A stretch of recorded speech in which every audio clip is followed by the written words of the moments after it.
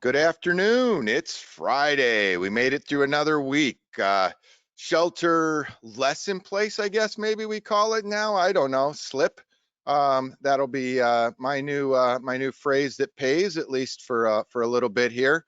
Thankful that a lot of the numbers we're hearing about, we were just talking, they're going down, and the general feelings going up. So good way to start leading into summer. We're grateful to have been able to spend a little time here, and we're going to be staying on the air for for the foreseeable future, but because we're enjoying it. And Pete, good to see you. Yeah.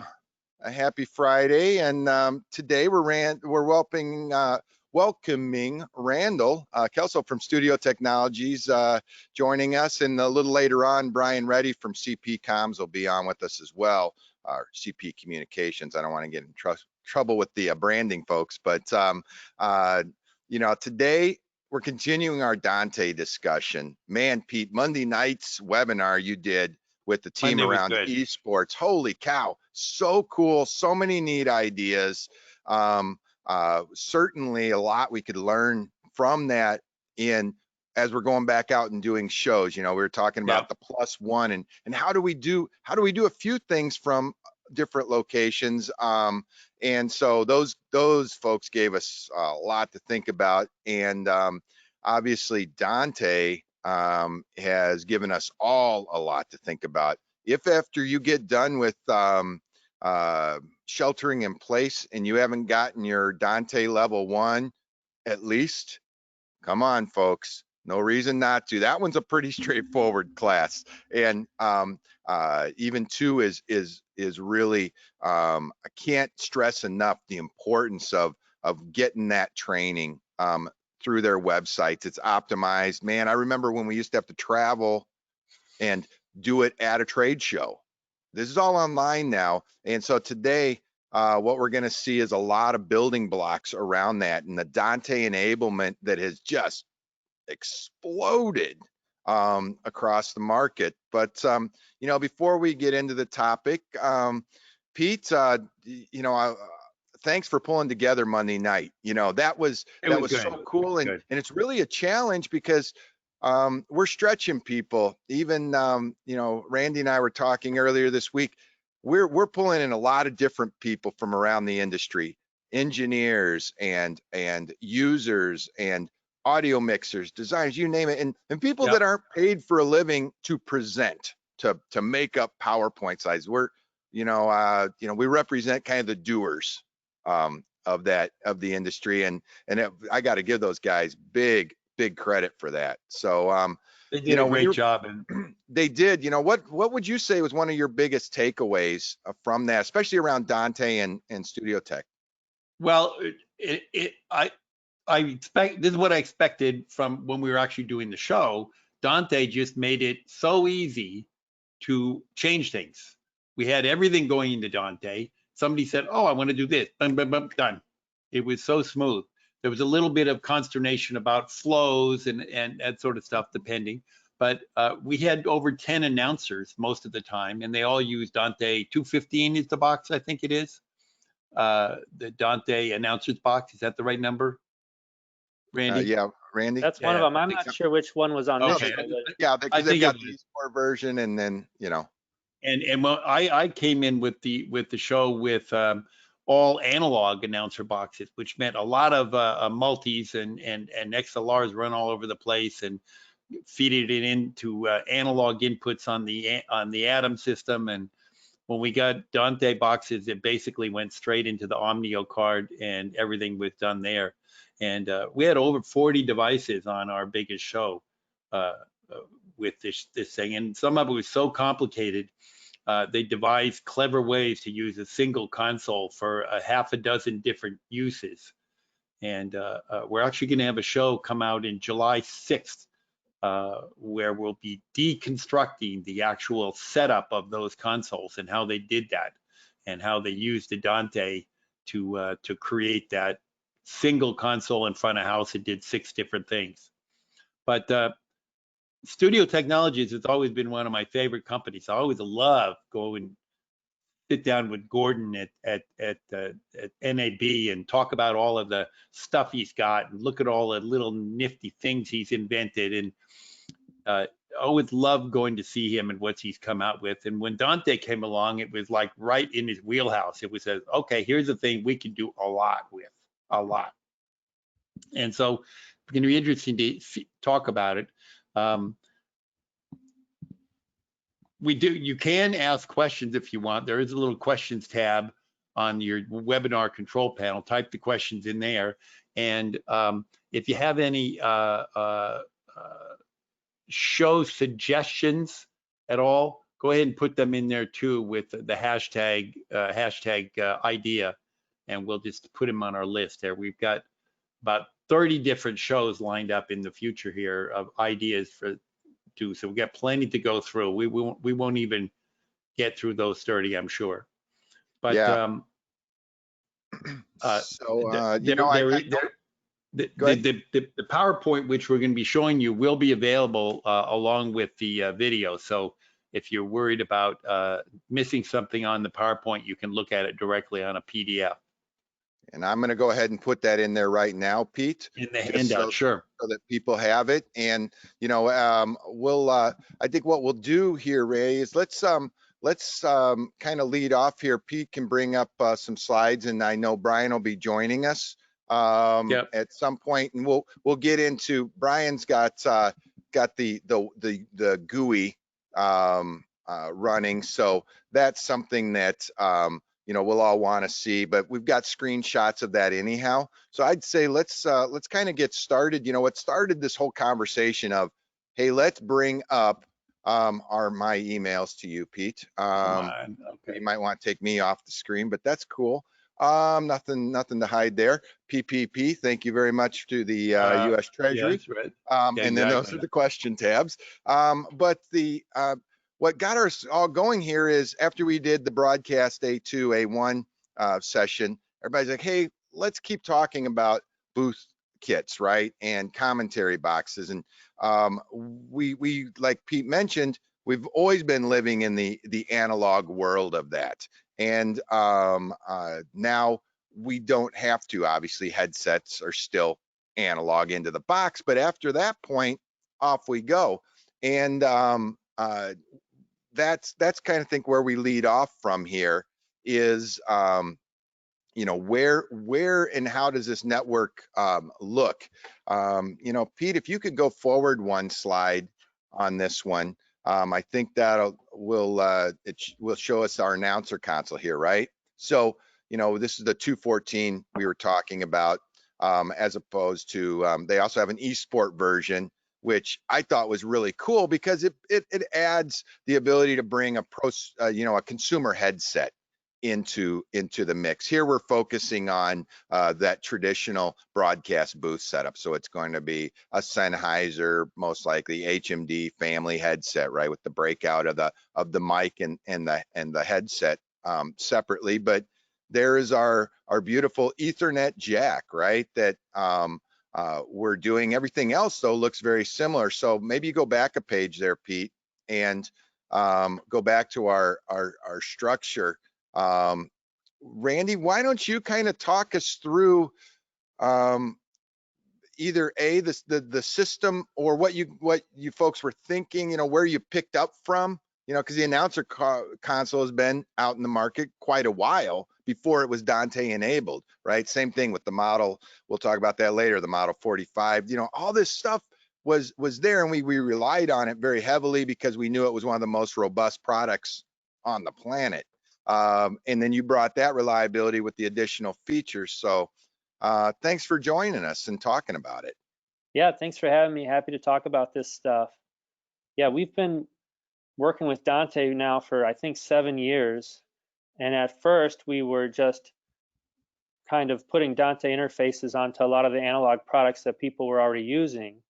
And once we had enough of those products having native Dante interfaces, then people could stop pulling DT12 and just run a Ethernet connection or a pair of fibers up to the booth and then carry hundreds of channels of audio over that single connection. Then you could plug whatever you wanted in. You could plug in announcer consoles, you could plug in intercom belt packs, IFB belt packs, mic preamps, anything, and route it from here to there everywhere. So yeah, that first announcer console we looked at there was the 214, which looks very similar to the analog ones that we've been making for tens of years. But it's nice because, you want to go ahead one slide, Pete? It's nice because it carries 4 channels of audio in and out and power over a single Ethernet connector. And then on this one, we had DC 12-volt powers for redundant backup if necessary, or in case you didn't have a PO power over Ethernet switch, although these days, those are pretty ubiquitous. And then, as Kelly mentioned, you can plug in the Sennheiser headset with the 1/4 inch and the 3-pin male connector on the headset connector, or we have these spare locations here where you can plug in a lot of different kits to do a lot of different things. And the most popular one is like a 6-pin headset connector, so you have a single connection for your headset. There's also cool things you can plug in there, like a tally output or different things like that. And then you want to go ahead. The ones we used on the esports event were the 3-button ones, because they had a cough button, a talkback button, and a group chat button. We created in Dante a little party line for them to talk amongst the people on their same panels, so they could communicate during the show. Yeah, this family, there's the 214, the 215, the 216. They're all very similar, the same size. And the only difference is, do they have 1 talkback, 2 talkbacks, or 3 talkbacks? And then that product came out maybe 5 years ago, and it was pretty successful. But then people wanted to use it in more applications, so it was too big, especially for basketball, like NBA and college basketball. So then we came out with the smaller one here, the model 206. 204, 205, and 206 are all similar size, just again, the different number of talkbacks you have available to you on each one. And we shrank it down to fit on when you have a tiny amount of desk space. And this one has been even more popular now. Sold more of these than we expected. And then on the bottom of the screen here, I showed the Model 381 on-air belt pack. We shrank it a little more, and then you could walk around with this, courtside or field side or wherever someone is. And you can still connect that same headset and still a single Ethernet connection with power and 2 channels of Dante audio in and out. And this is the one, Model 236, that it's too bad Brian's not here just yet. He just received the first ones from the factory, and I'm wildly excited about this one. This is the first announcer console that we've done based on the Audinate's Broadway chipset, which has a lot more power than the Ultimo chipset. So it has 16 flows as opposed to only 2 flows. It's got redundant power redundant Dante Ethernet connections, and it's got analog mic out for backups. So it should be pretty robust, and we put a lot of new features into it. So I'm really excited about getting some feedback from customers now that we're shipping this one. Also a great console for directors to use as an IFB talk box. Yeah. This one here, the 236, is the on-air version, and it has 6 talkbacks, and we have 2 other versions, the 232 and the 234, that have 2 talkbacks and 4 talkbacks respectively.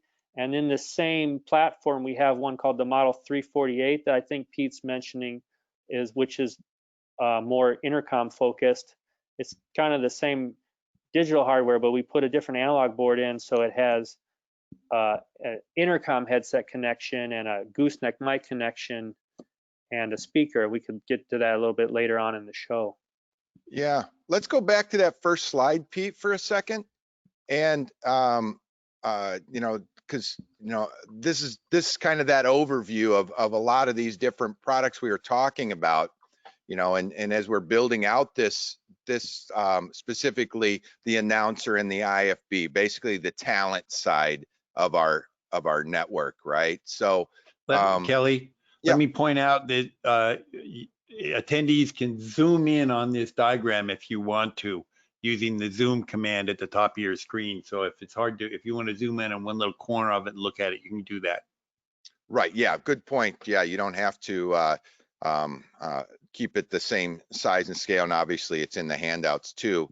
But one of the interesting things here that I find pretty neat is we've now officially moved to the network switch, right? And in many ways, we're not talking about managed switches. They very well could be. And in this particular scenario, this could literally be an unmanaged switch. Obviously, that's Dante compliant, meaning it does not have the efficiency, the energy efficiency functions, which is the first thing we all know to run away from now. But again, what we're seeing here, and I think is really neat, is we're basically not looking at any mults. Zero. There isn't one mult to get you back to your matrix, whether that's, you know, in the OB truck, or if it's in the backstage area, wherever that is. This is everything on the network, right? So and powered off the network too. Fully powered, right? And I something to really point out that was important, Randy, is that just looking at those announcer boxes, for instance, where you've got PoE and you have the DC power supply, right? This failover, that already being thought through and it's in place, right? So you're fully prepared. I thought one of the things that was interesting was the Dante Master Clock. Not a lot of companies are providing that. If you look down at the bottom of the screen, Pete, right there, the Dante Master Clock, you know, when we had our 2110 session, we were getting into a lot about boundary clocks and those kind of features, and we're going to see more and more of this. Obviously, yours has a video sync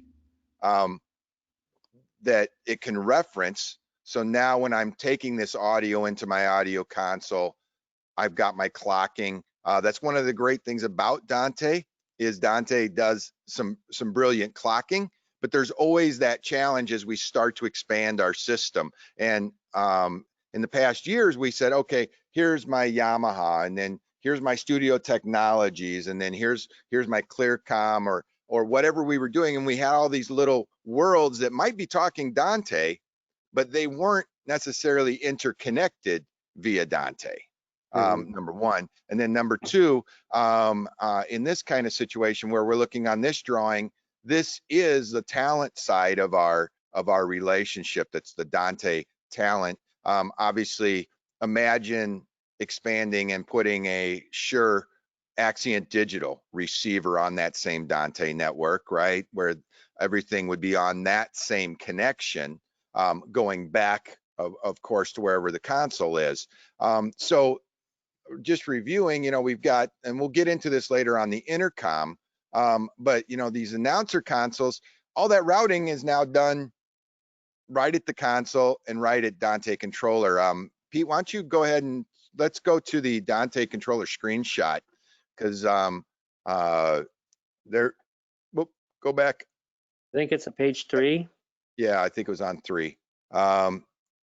So one of the key things that we want to be cognizant of, and again, this is why I'm pushing so heavily for people to get their Dante level 1, level 2, is we're going to hear a lot about flows, right? And what a device, how many connections a device can have from that, just because that's how Dante has designed it, right? So we have 2 flows, we have 4 flows, we have whatever, you know, separate from the unicast multicast discussion, right? So understanding what I want to do with this box, and then how am I going to get it there? So here, why don't you talk us through what we're looking at, Randy? Obviously, Dante Controller on the left, which if you've used Dante at all, you're very familiar with, but on the right, probably software we're not as familiar with.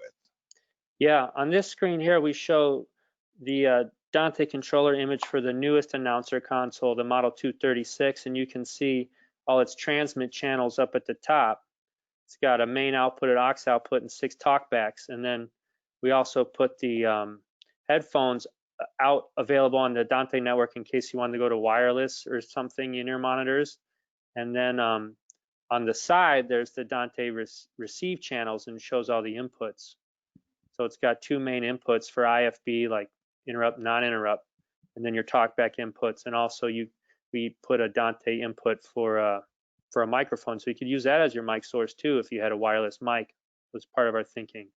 That's on the left. On the right is ST Controller software, which you can download free from our website, and it runs on the same Dante network, and you use it to configure all the operating parameters of our newest Dante-enabled products. Like you can remotely control the mic gain, or you can configure are the buttons push to talk or latching, or a whole. Now there gets to be a lot of choices, many choices, including which ear is each Dante input routed to in the headset, or you can dig into those features later if you want. Right. So I understand this. That's the ST controller is going to see every studio technology device that is on that same network, right? That shares the same subnet. And I can get to all my parameters within the box then via that, correct? So I'm patching with Dante Controller, and then once I make my routes over here is what's giving me essentially a control panel, right, for each device.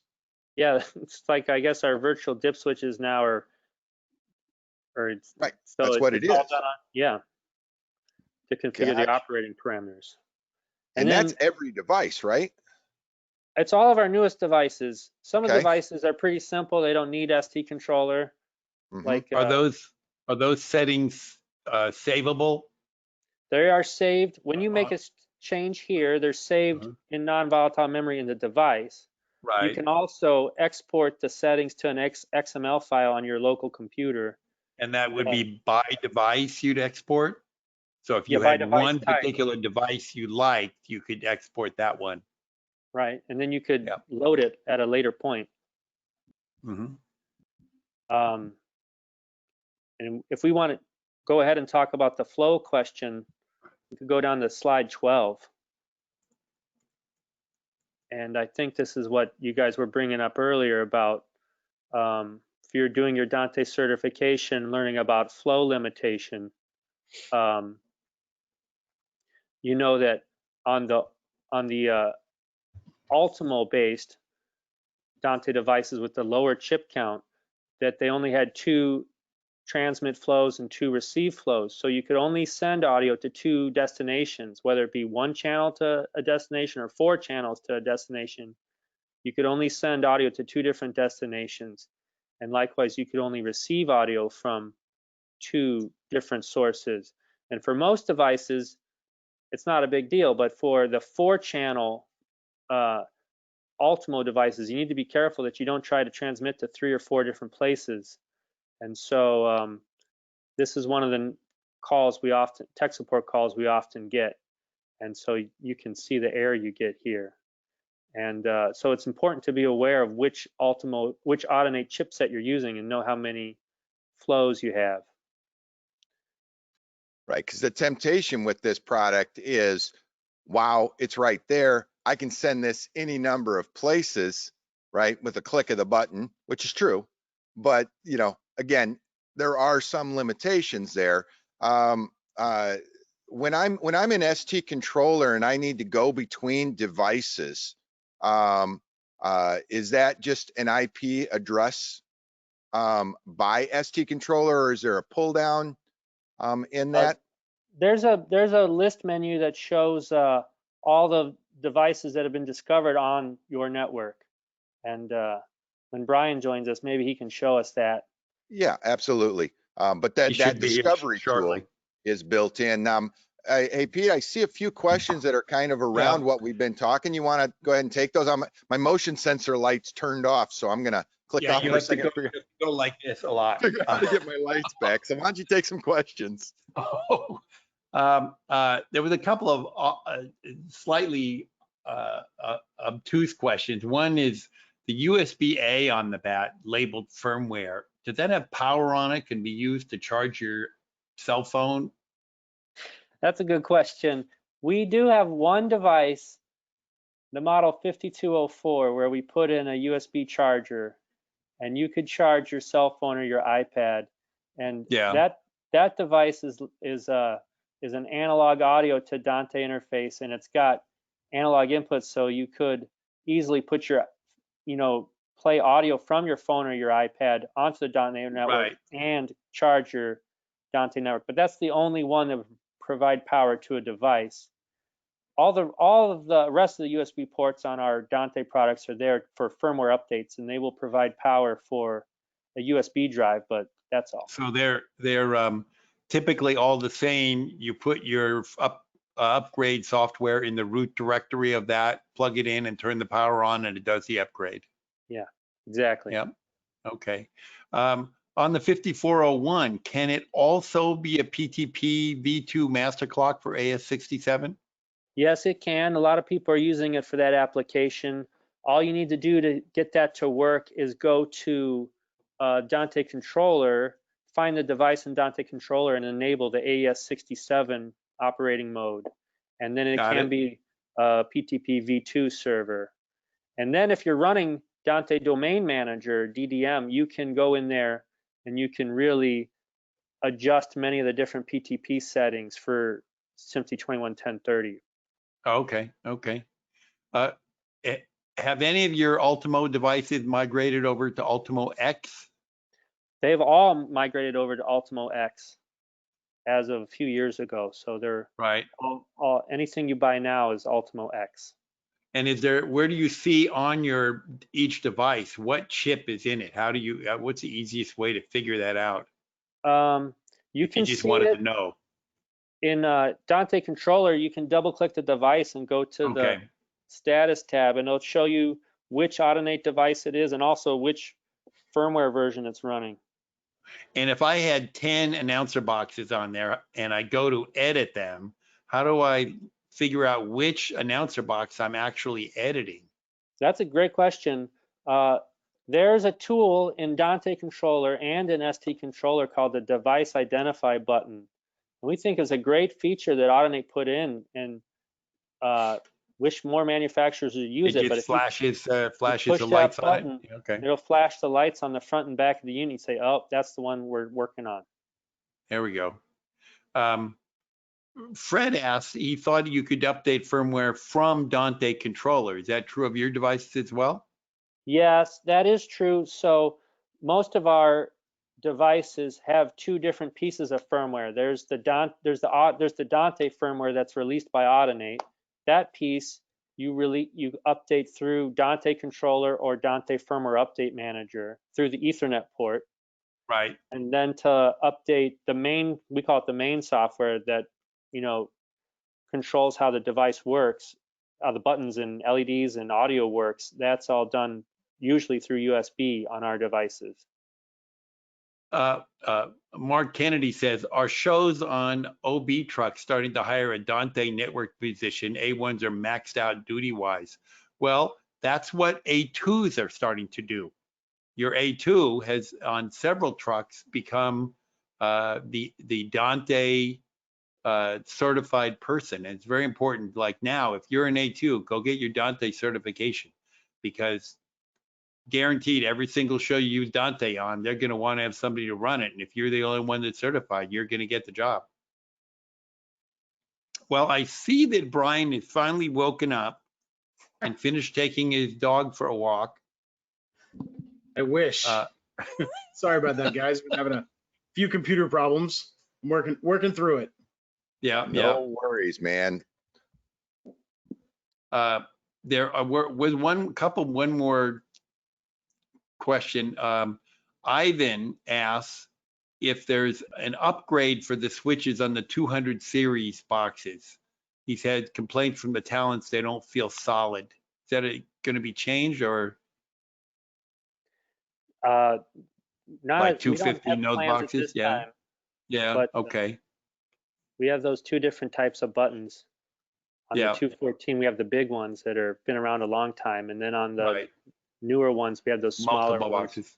Are they basically the same button, or are they different designs? They're a little bit different. The newer ones are illuminated nicely. That we liked them, and we thought they Right. worked pretty well.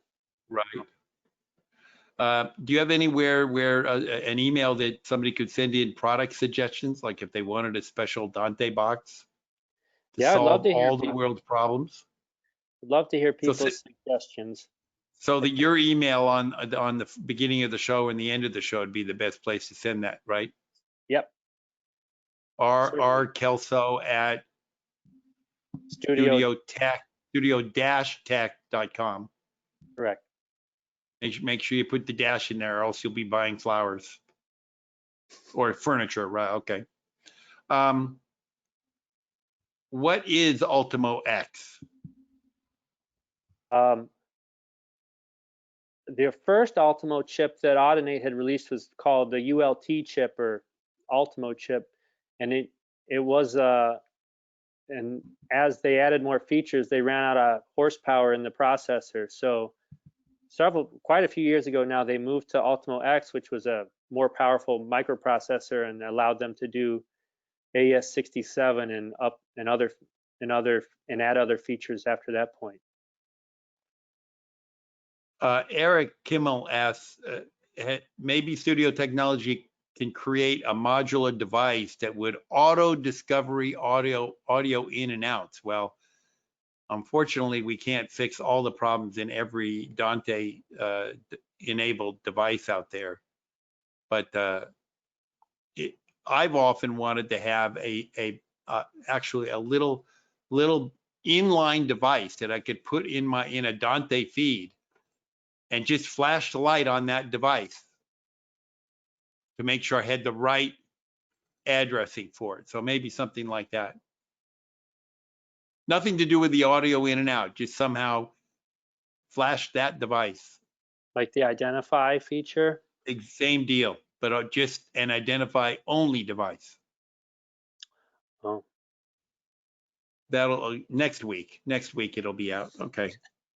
Yeah, and he did point out about the direct out Prodigy MC, that product, which is something that, you know, that's an interesting idea. So that's good to point that out. Brian, are you at a point where you can show some ST controller? I'm waiting for my Windows to start up. Give me 1 second. What we can do is I can go over the engine. That's in a different. Okay, Yeah, let me switch over to you here. Up. Go back what?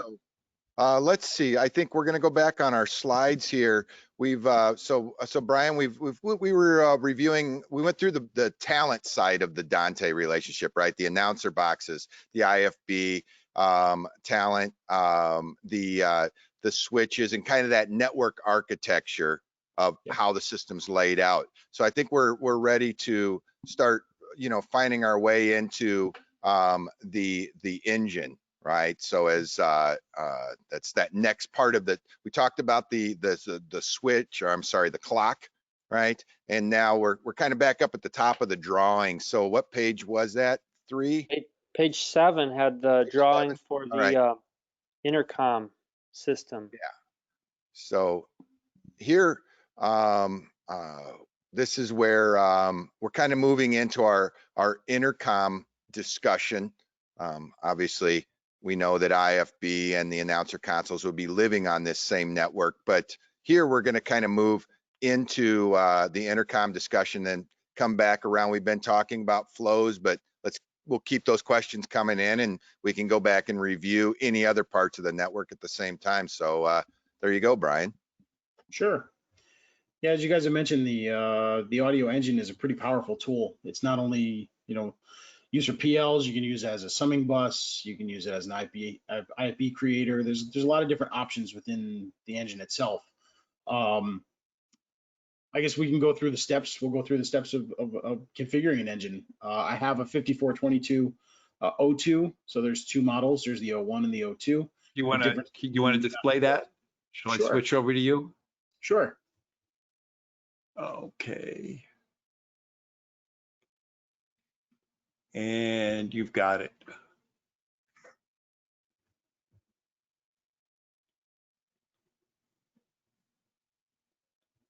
You think so? What's going on here? It didn't come up on your screen? No, I don't see it here.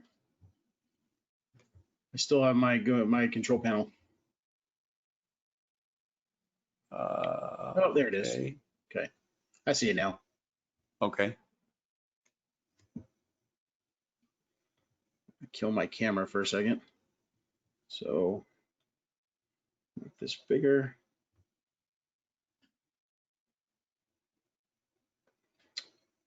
So can everybody see my screen now? Yep, we got you. Okay. So there's two IP addresses in the 5422. The first being the Dante IP address to carry the audio, and then the second being the management IP. The management IP address can live within the same network, or it doesn't have to. It has its own subnet. It's up to you guys, however you want to lay out your network architecture. So this particular one we log into, this is just its IP address here. It will also flash on the front, and you can scroll through the arrows on the front to be able to get to it as well. And then what we'll do is we'll go to the configuration menu here.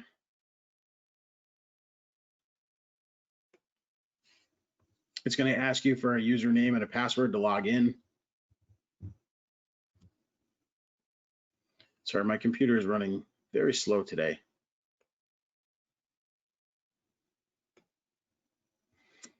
So here we go. Its default is guest. So there is a place to change that within the engine, which I can show you as well.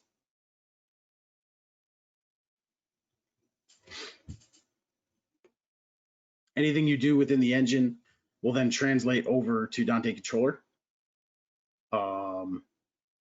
So any of the names or the nomenclature that you choose will translate over into Dante Controller. This is running very slow. What's going on here?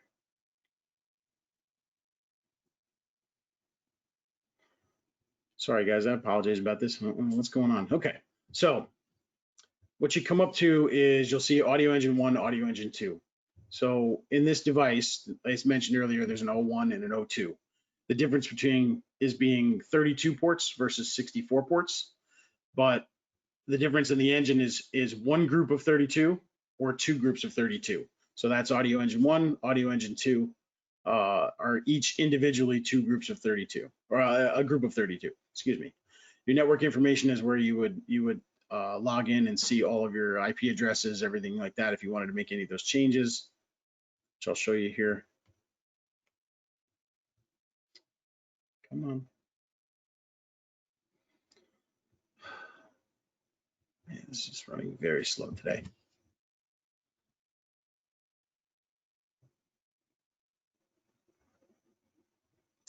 So here you would make any of your network changes. You can go manual or you can go automatic. You would make that change here. Anything in the IP world as normal, you would any of the other Dante devices, you would need a system reboot as well to do that. Up in the top, you'll see underneath the main name. So this is the name that you give it in Dante Controller. And then you can have the identified device. If you hit that, it'll flash the front screen. So if you have multiple engines, you can verify that you're talking to the correct one. Menu access is where you would get into. To use this software, do you have to be connected to the actual hardware? It's part of the network. So once it's in your network architecture. In other words, you can't do anything in the software unless you're connected to the hardware. Correct. There's no offline editor. Okay. So we'll go into Audio Engine 1. So menu access is where you would change your username and login, and then system information is where you would do firmware updates. So this is where you would start. You would need to determine a few different things. How many different devices am I talking to? So how many total ports am I going to potentially use? And then you have to break that down into groupings. Studio Technologies has provided these 10 different groupings of how you can break down your channel count. So if everybody wants to be on one big PL, you can make it and have 32 ports available to you. So as these groupings break down, these groupings basically equate to your channel numbers within your system. So here I'd have 1 channel, 2 channels, 3 channels. You know, this would be 2 channels, each having 16. Once again, this all takes into account how many devices, how many ports on each device need to talk to this engine, and how many overall ports do I need to utilize. So if we make a change, if we want to make a change here, we determine we need, 4 channels, 12 by 12 on each channel. On the first 2 channels works, as well as the 4 by 4. What you would do is you check mark your confirm here,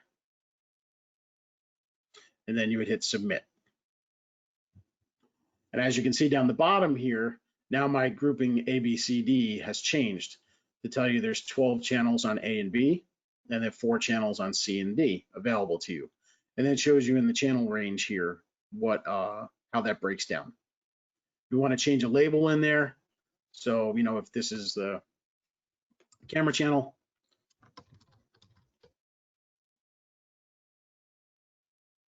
you would type in your name and then you hit submit.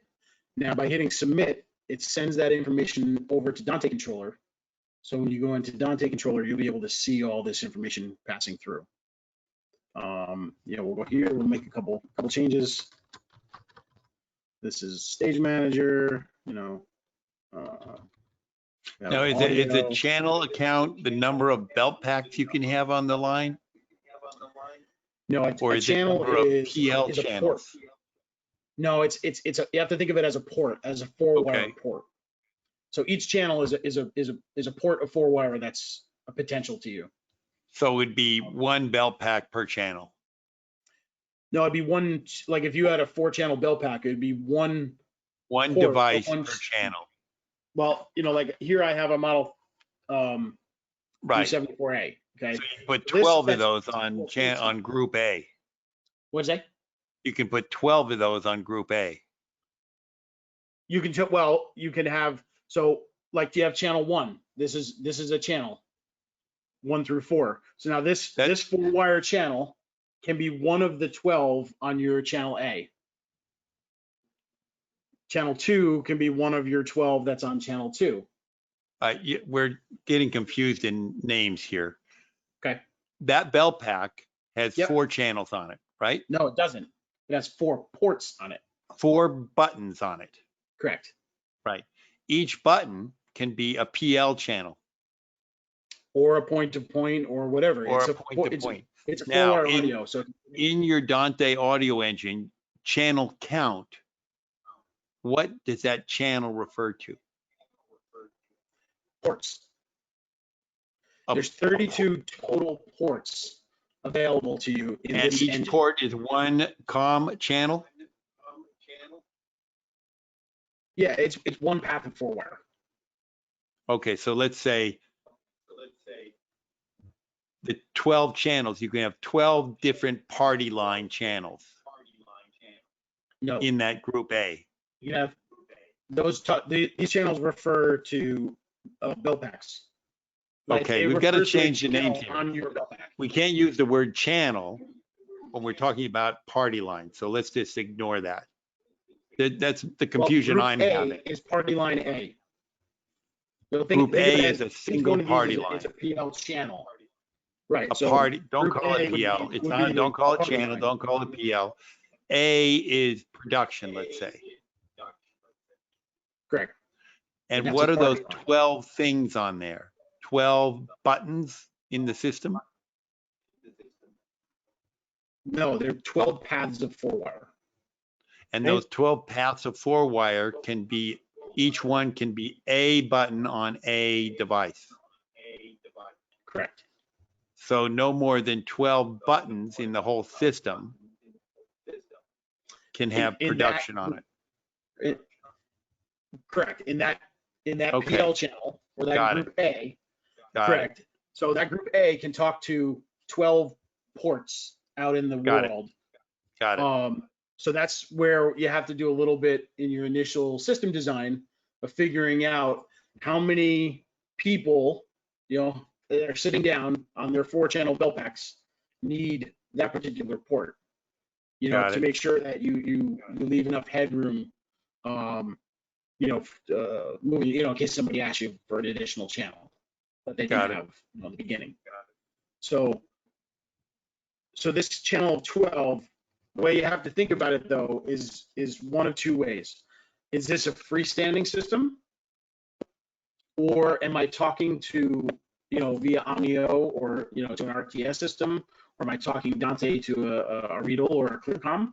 Okay, because if you're tying those systems together, one of these 12 is also your 4-wire to that system. So you really only get 11. Got it. So it just, you know, once again, in the big picture of designing your system, these are all things you have to think about. You want to talk about the operating modes, so we got Brian? those. Yeah, that's what I was going to get to next. Yep. So on the right-hand side, you'll see where it says operating mode. We can hit this little tab here. So this determines, or you want it to be a party line, a summing bus, a pass-through. The pass-through refers to, we were talking about flows before. If you're running at a flow count, you can use this as a to help you with your flow count. Because if you're already talking to this device for other things, you can utilize it as a pass-through.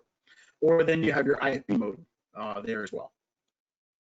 If you go into IFB mode, you determine your parameters down here at the bottom where it says it's either Vox or tone. I think it was 18K, Randy? Yeah, some of our announcer consoles and intercom devices can be enabled to send not only voice audio, but when that channel is active, it'll send a high frequency tone at 18 kilohertz.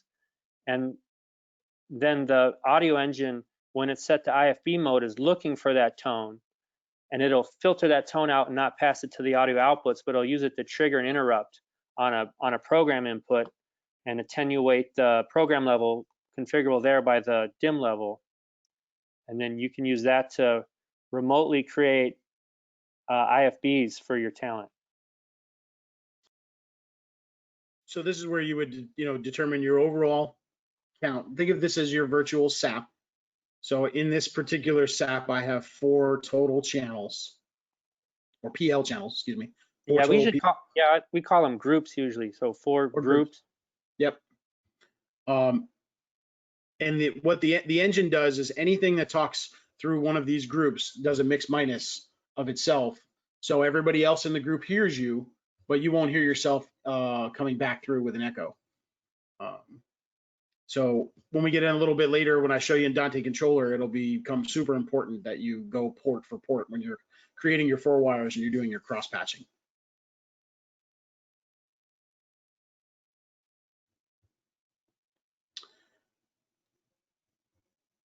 All right.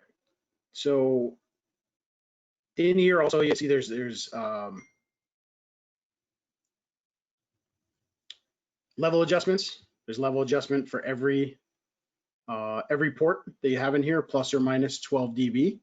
So that's up to you. If you need to make adjustments, or you have your overall adjustments in an Atom or an RTS as well, if you're talking to another system. We go back into our menu here, or we can go into our other engine. So the other side is our other group of 32. This here would, you know, we can change this as well. Okay.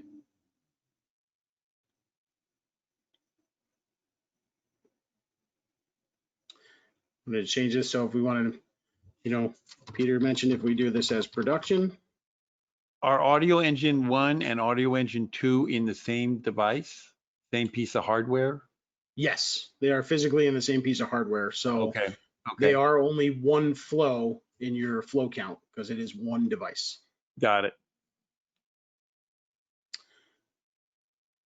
So, okay.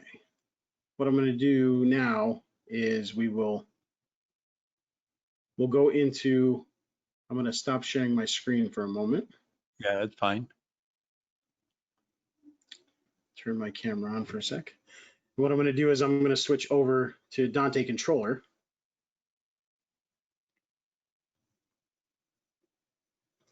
and we'll show you how this translates into Dante Controller.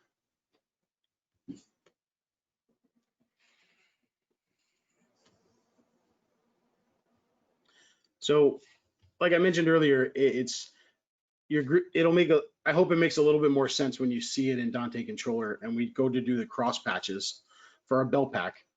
And it's also, like I said, it's super important that you go port for port. You know, if you go in on port A or you're listening on port A, then you're going to be transmitting back out on port A or port 1, excuse me. Sorry, this computer today is frustrating me and really throwing me off.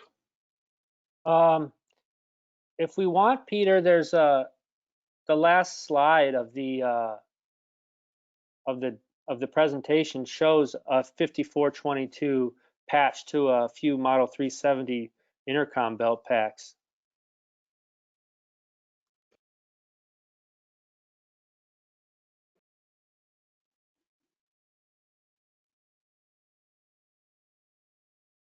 You see this one, Brian?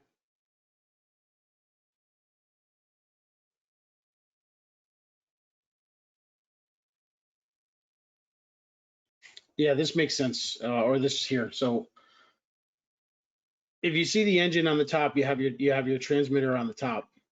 You see how the groupings underneath of it. You have, so this is as A 1 through 8, B 1 through 8. So this is broken down into 4 groups of 8.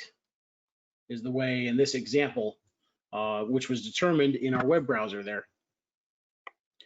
So these are the groupings, like we mentioned earlier, that Peter was asking about the channel count that's listed in the web browser. So you come down here, you'd follow your transmitter, having it talk to a 370 belt pack. So a 370 belt pack is just one of the 2-channel belt packs. So it's talking on A1 here, talking into channel 1 of the belt pack, okay?